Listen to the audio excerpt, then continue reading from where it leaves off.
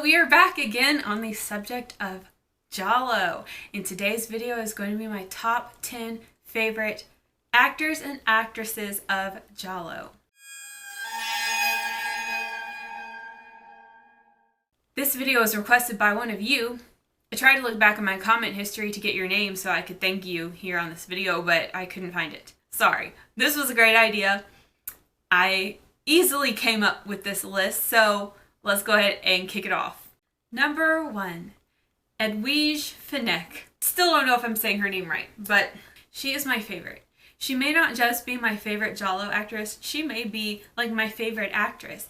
I am just infatuated with her. I love her. She's a goddess. She's an angel of this genre.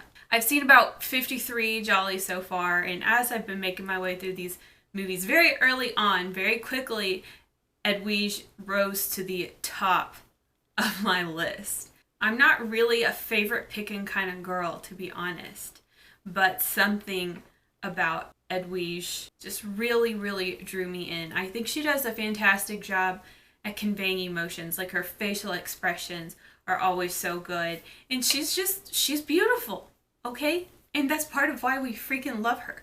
I also love like the dark hair and like her signature eye makeup. Even though she is described as a sex symbol, I think her presence still commands respect. There's just something about her that makes you want to just bow down. So I have seen her in $5 for an August Moon, The Strange Vice of Mrs. Ward, All the Colors of the Dark, Strip Nude for Your Killer, The Case of the Bloody Iris. I think that's it, but honestly, I'm kind of interested in seeing everything she's ever been in. And our beloved Edwige is now 72 years old.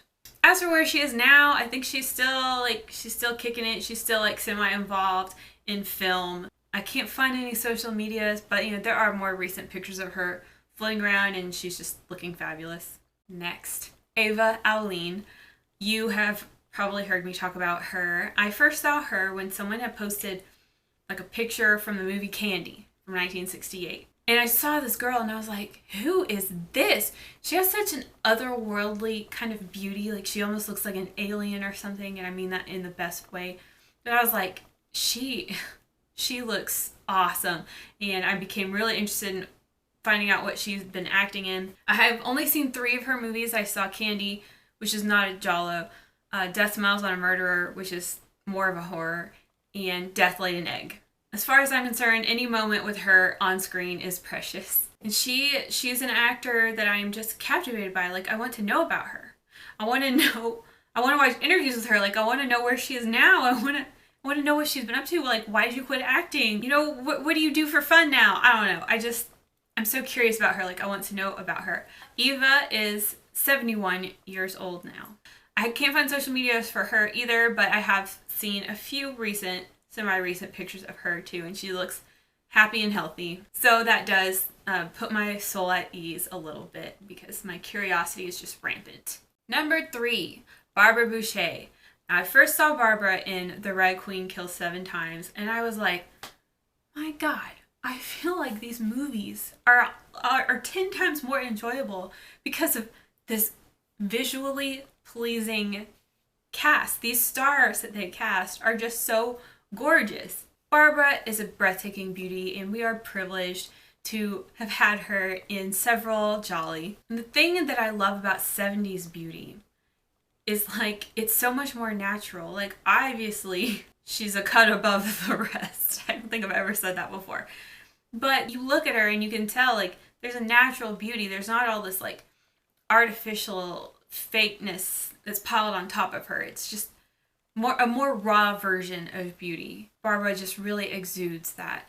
And I'm really impressed by how different she can look in every role that she takes on. It's almost like she looks like a different person. So I have seen Barbara in Black Belly of the Tarantula, Muck, Don't Torture Duckling, and of course Red Queen Kills 7 Times. I think that's it. Barbara is 77 years old now, and she is active on Instagram.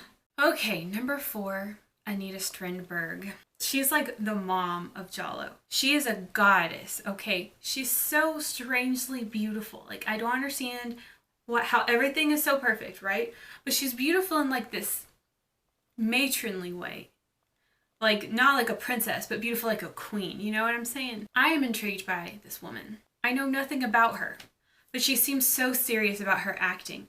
And I say this because when she's on screen, you don't get any sort of impressions of what she's really like as a person. There's no inkling as to what she's like as an actual human, like not as a character. Nothing about her and who she is at her core comes through on screen. It's like she's just all character. And I guess that's a good thing, but it's kind of like, I'm so curious about her. I can't find any interviews with this woman, print or video. I did see a screenshot from an interview that happened around 2014, and it's included at the end of on the DVD of A Lizard in a Woman's Skin. She looks so good in that picture. I would love to see that interview. I would love to know something about her. There's nothing about her on Wikipedia, like her personal life or her details or anything like that. And she just flat out stopped acting after Murder Obsession, which was like 1981. She just quit. She's gone. Where'd you go? Where are you? Where do you live now? How old are you? Are you alive? Nobody knows. It drives me crazy. I just want to know about her. She's so mysterious. But she was an exquisite actor. Like, she did such a fantastic job. I have seen her in Death Knocks Twice, Lizard in Woman's Skin, The Case of the Scorpion's Tail, Your Vice is a Locked Room and Only I Have the Key, and Murder Obsession. If Anita is still alive today, you can't find her on social media unless she goes by a different name, and she would be 84 years old. If anyone knows anything about Anita Strindberg, please call me. Number 5, Suzy Kendall. Suzy has a really interesting look and presence. I would say she kind of has a girl next door look, but she still has this high class elegance about her. She's very lovely. Her acting is supreme. I love the way she conveys terror. She's in certain roles where she's just, going through it. And she has this way of making you feel that fear. I saw her in The Bird with the Crystal Plumage, which I just finished today. And I'm glad I looked up how to say plumage because I wanted to say plumage. I saw her in Torso and Spasmo. I think there are a few more Jolly that have Suzy in them that I definitely need to check.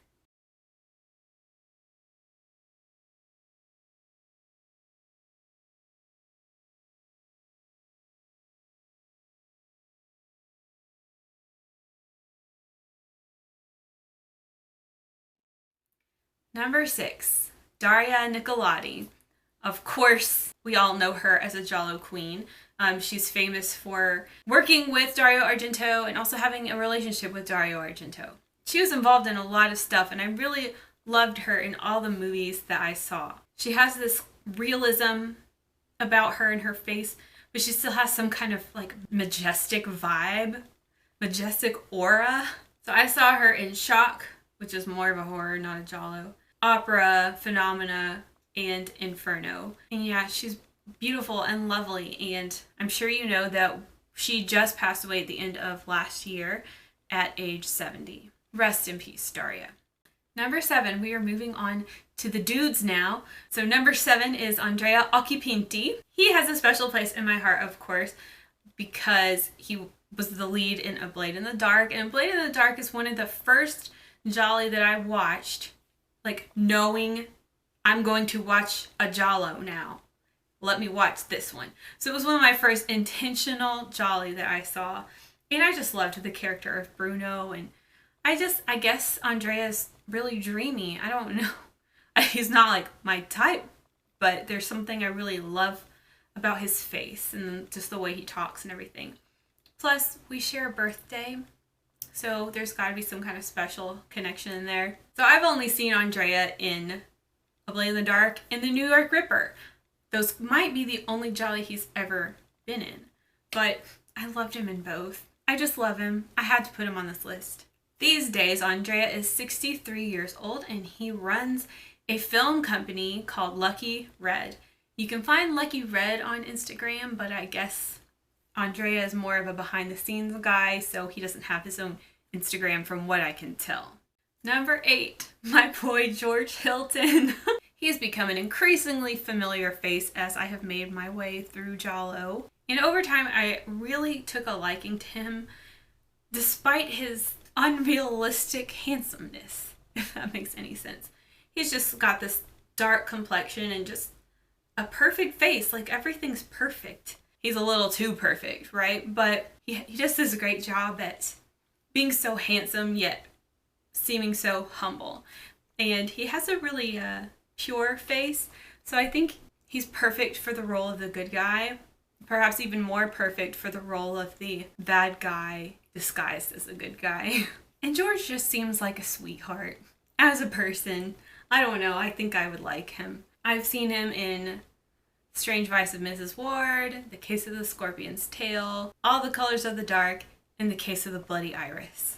I think that's it. I am worrying that I'm leaving something out. Well, it looks like George lived a good, long life up until 2019 when he passed away at the age of 85.